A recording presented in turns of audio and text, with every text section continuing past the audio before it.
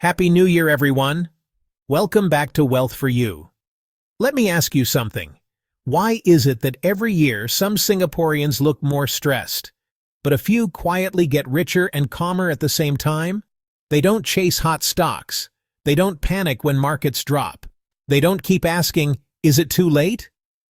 Yet year after year their wealth grows, and they sleep very well. So, stay till the end of this video because I'll show you exactly why some Singaporeans get richer every year, without stress or hype, and how you can apply the same foundations calmly in your own life.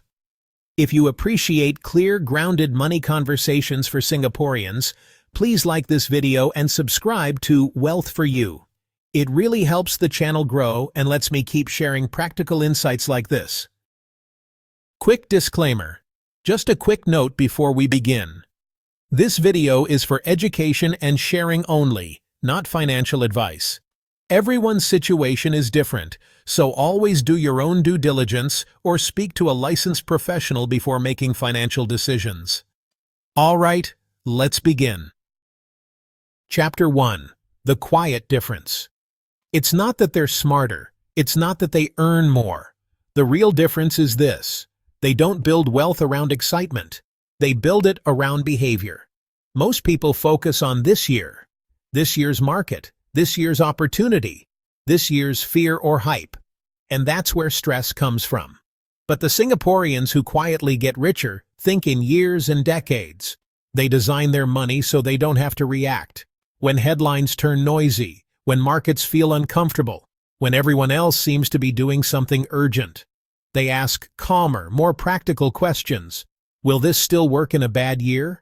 Can I stay invested even if nothing exciting happens? Will this support me when I'm older, not just now? That shift, from reacting to designing, changes everything. Their progress isn't lucky. It isn't about timing one good year. It's the result of putting the right foundations in place, and then letting time do the heavy lifting. Let me show you the 3 foundations they quietly rely on, year after year. Chapter 2. Foundation number 1. CPF as a non-negotiable income base. Let's start with something many people misunderstand. Something boring. Something people complain about. But something that quietly does a lot of heavy lifting. CPF. CPF is often talked about like it's just a retirement account. But in reality, CPF plays a much bigger role. CPF is a psychological stabilizer, and that matters more than most people realize. When CPF is in place, it quietly guarantees basic monthly income later in life, healthcare protection along the way, lifetime payouts you cannot outlive. Once those essentials are covered, something very important happens. You stop investing from a place of fear. Most people make bad investment decisions not because they lack knowledge, but because they're investing money they might need. When markets drop, they panic. When headlines turn scary, they sell. When others seem to be making money, they chase. But when CPF already covers survival, your cash investments no longer carry that emotional burden. You don't need every investment to work. You don't need to beat the market every year. You don't need to react to every piece of news. That's the quiet advantage. Think of CPF like your daily meals.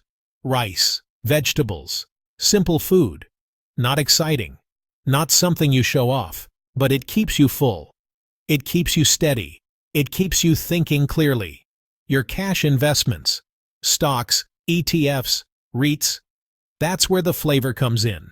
But without the base, even good investments feel stressful. This is why some Singaporeans stay calm during market crashes. While others are glued to their screens, they're not forced to sell, not scrambling to fix anything, because their foundation is already paid for.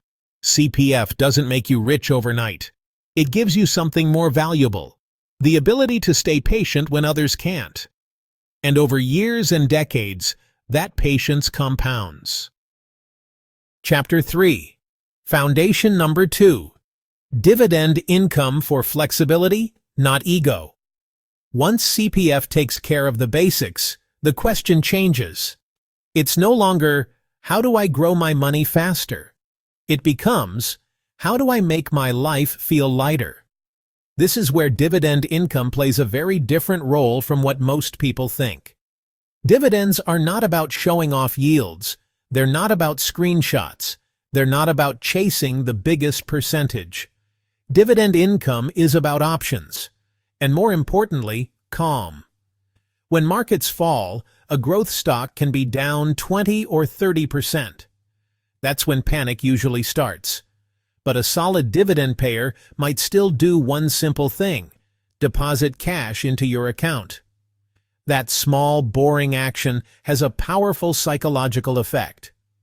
It reminds you your portfolio is still working. You don't need to sell anything. You're not forced to react. That's why dividends help people stay invested when others panic. This is also where kopi-money really matters. Psychologically, it's much easier to spend income than to sell a piece of your future. When dividends cover small, everyday things, groceries, utilities, insurance, a simple trip, you protect your core capital. You stop chipping away at your wealth just to live. Here's the key difference. Many people chase dividends to feel rich, but quietly wealthy Singaporeans use dividends to feel free. They don't ask, how high is the yield? They ask, is this income sustainable? And does this reduce stress in my life? That's why they're comfortable with reasonable yields, boring companies, and diversified income streams. They know one cut won't break the system. And Singapore makes this foundation especially powerful. Dividends here are generally tax-free. The market is full of old economy businesses, banks, REITs, telcos, not exciting, but built to generate cash. Over time, something quiet but powerful happens. Dividends grow slowly, reinvestment compounds, income becomes more predictable. No rush, no drama, no need to sell assets at the wrong time. Of course, dividends are not magic. A high yield alone doesn't mean safety. If a business isn't healthy, the dividend won't last.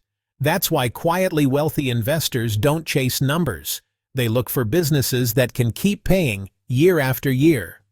Used properly, dividends aren't about beating anyone. They're about buying back your time, your choices, and your peace of mind. And that's why this foundation works so well, so quietly, for so many Singaporeans. Chapter 4. Foundation number 3. Calm spending that doesn't leak wealth. This foundation is the hardest one. Not because it's complicated, but because it goes against how society quietly pushes us to live. And in Singapore, that pressure is everywhere. You can invest well. You can build CPF steadily. You can grow dividend income over time. But if lifestyle keeps upgrading, wealth doesn't disappear overnight. It slowly leaks away. The Singaporeans who get richer every year are not stingy. They enjoy life. They travel. They eat well. But they've made one important decision early on. They don't compete. They don't spend to signal success. They don't upgrade just because others upgrade. They don't let social comparison decide their lifestyle. Because they understand a quiet truth. What people see is riches. What actually creates freedom is wealth. In a city like Singapore, dense, affluent, and highly visible, many high earners look successful but live fragile lives. Their expenses are so high that dividends feel small, CPF feels never enough, and every job feels impossible to leave. Calm spending changes that completely. When your lifestyle is intentionally modest, dividends feel bigger because they actually matter. CPF feels sufficient because your needs are reasonable. Stress stays low even when income fluctuates. A $1,000 monthly dividend can feel life-changing if your lifestyle costs $3,000. But it feels meaningless if your lifestyle costs $10,000.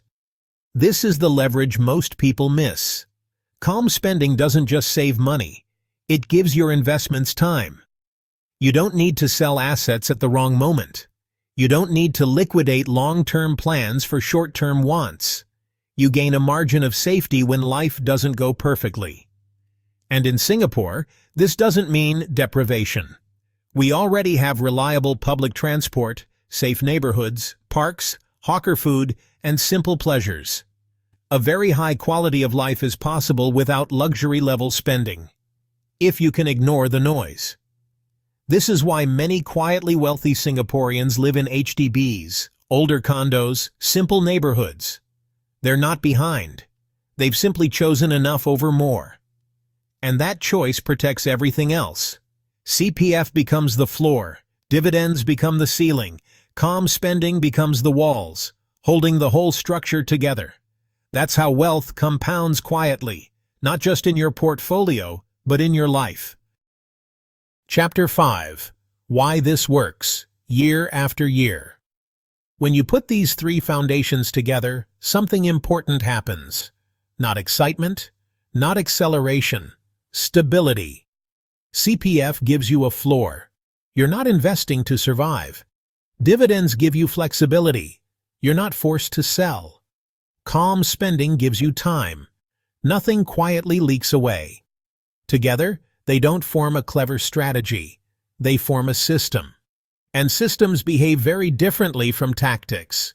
This system works in good markets, works in bad markets, works when headlines are noisy, and works even when you're busy living your life. Because it doesn't depend on you being right. It doesn't require perfect timing. It doesn't need you to predict the next winner. It doesn't fall apart if one year goes badly. That's why some Singaporeans get richer every year. Not because they are aggressive, not because they are lucky, but because they are still in the game. They stay invested when others panic. They keep contributing when markets are boring. They don't interfere with a system that's already working. CPF contributions continue automatically. Savings happen before spending. Dividends arrive whether markets are up or down. Over time, consistency beats brilliance. Bad years don't break the system. They become part of it. And slowly, almost invisibly, that quiet consistency compounds. Final thoughts. New Year message. As we start this new year, I want to leave you with one thought. Real wealth is not about how impressive your numbers look. It's about how steady your life feels. The quietly wealthy Singaporeans I've observed don't chase hype. They don't react to every market move.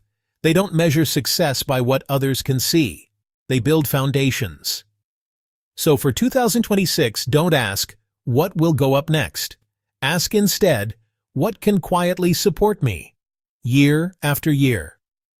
If this video resonated with you, please like it, share it with someone who prefers calm over chaos, and subscribe to Wealth for You. Let's make this a year of steady progress, steady income, and steady kopi money. Happy New Year!